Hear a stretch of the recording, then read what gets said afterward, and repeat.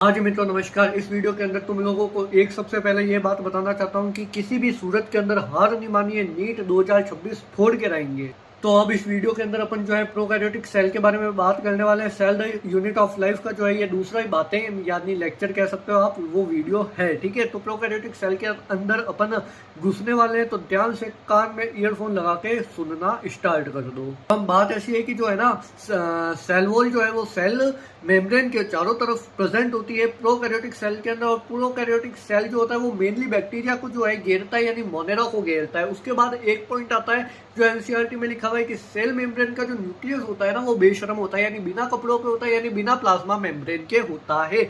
यानी कि क्या याद रखोगे कि प्रोकैरियोटिक सेल का जो न्यूक्लियस है, यानी कि जो जेनेटिक मटेरियल है, यानी कि जो आपके पास डीएनए है वो नेक्ड होता है, यानी उसके पास कोई प्लाज्मा मेम्ब्रेन नहीं होती, वो साइटोप्लाज्मा के अंदर पड़ा होता है। और एक और पॉइंट इसके अंदर ये आता है कि डीएनए जो जेनोमिक डीएनए यानी कि जो मेन डीएनए है ना, इसके अलावा भी एक प्रोकैरियोटिक सेल के अंदर कभी कभी डीएनए पाया जाता है जो कि गोल होता है, छोटा छोटा गोलियो टाइप होता है। और वो जो होता है उसको प्लाज्मिड कहा जाता है। सर्कुलर होता है, डबल स्ट्रैंड होता है, लेकिन वो क्या कहलाता है? प्लाज्मिड कहलाता है। और जो प्लाज्मिड होता है ना वो कुछ मात्रा में भी हो सकता है, यानी एक भी हो सकता है और 2, 4, 10, 15, 20 कितने भी हो सकते हैं, ये उसकी मर्जी के ऊपर डिपेंड करता है। अब तुम लोग कहोगे कि भाई ये प्लाज्मिड काम क्या करता है, तो प्लाज्मिड क्या करता है कि जो आपका अपने बोलते हैं ना वायरस, मान लो कोरोना वायरस है, ठीक है, और अगर मेरे शरीर के अंदर एंटीबायोटिक का काम करता है प्लाज्मिड। क्या करता है कि भाई अगर मेरे शरीर के अंदर, मेरी बॉडी के अंदर, मेरे पास प्लाज्मिड के अंदर कोरोना का है, ठीक है, न्यूट्रिशन या आप कह दो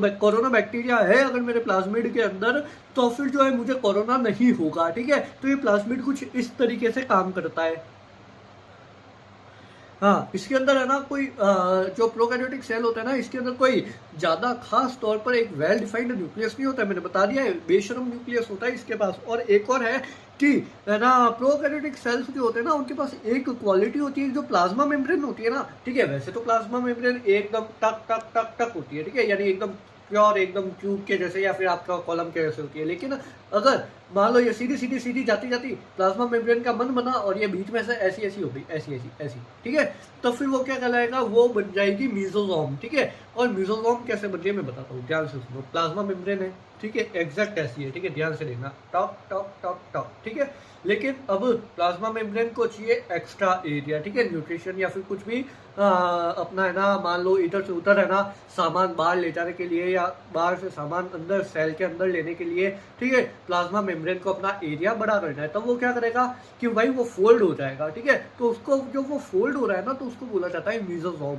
और जब वो फोल्ड हो रहा है तो उसको मीजोसोम बोल दिया। और जब वो फोल्ड हो रहा है वहां पर अगर पिगमेंट्स जुड़ जाते हैं ना तो उसको बोला जाता है, क्या बोला जाता है वो तुम कमेंट के अंदर बताओगे, वो तुम्हारी सोच के ऊपर, क्योंकि तुम लोगों ने पहले पढ़ रखा होगा तभी ये वीडियो देख रहे हो।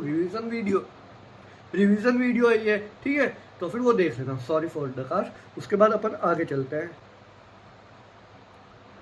हाँ, अब आगे चल रहे हैं। तो प्रोकैरियोटिक सेल का जो मैट्रिक्स होता है ना उसको साइटोप्लाज्म बोला जाता है, ये भी तुम लोगों को पता होगा रिवीजन क्लास के अंदर। अब ये जो वीडियो है ना, तुम लोग क्या करना कि रात को सोते टाइम, ठीक है, लास्ट में देख लेना, जब तुम्हें प्रोकैरियोटिक सेल को एक बार रिवाइज करना हो तुम्हें बहुत अच्छे से समझ में आएगा। और किसी भी सूरत में तुम हार मत मानना चाहिए। तुम्हारा फर्स्ट अटैम्प्ट हो, सेकंड अटैम्प्ट हो, 11th बर्बाद हो गई, 12th बर्बाद हो गई, पहला ड्रॉप बर्बाद हो गया, कोई दिक्कत नहीं है, करके दिखाओ, हार नहीं माननी है। जय हिंद, जय भारत, मिलेंगे अगले वीडियो में।